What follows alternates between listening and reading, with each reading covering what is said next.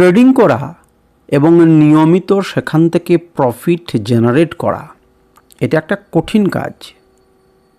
এটা করবার জন্য বিভিন্ন জিনিস আপনাকে পারদর্শী হতে হবে। নিজের ওপর কন্ট্রোল রাখতে হবে, ভালো স্ট্র্যাটেজি থাকতে হবে, শিখতে হবে, বিভিন্ন বৈশিষ্ট্যের ওপর নজর রাখতে হবে, বিভিন্ন প্যারামিটারের ওপর নজর রাখতে হবে, আপনাকে অনেক কিছু করতে হবে। তো এই যে একটা কঠিন কাজ আপনি করতে চলেছেন, তার জন্য আপনি কি প্রস্তুত? আদৌ প্রস্তুত নন বলে আমি মনে করি।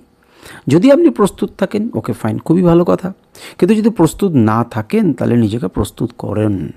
এই যে কঠিন কাজটা করছেন, এর মধ্যে সবচেয়ে ভালো বড় শক্তি কি বলুন তো?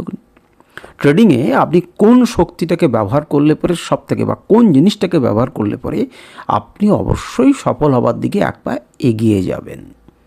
কোন কাজটা জানেন?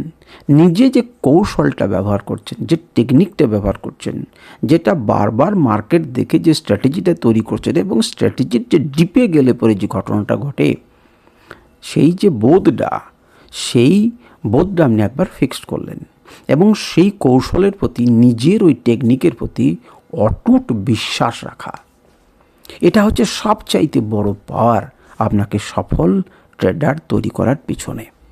আপনি যদি ট্রেডিংয়ে সফল হতে চান, তাহলে আপনি যে টেকনিকটা ব্যাকটেস্ট করে রেডি করেছেন, আপনি যে টেকনিকটা আবিষ্কার করেছেন বা শুনেছেন বা স্যারের কাছ থেকে শিখেছেন বা কারোর কাছ থেকে জেনেছেন, এবং সেটাকে দেখেছেন যে এটা কাজ করে, এবার আপনি ব্যবহার করবেন, তার প্রতি একটা অটুট বিশ্বাস আপনার থাকতে হবে। কারণ মার্কেটের চলন কিন্তু উপর নিচে হতে হতে যাবে।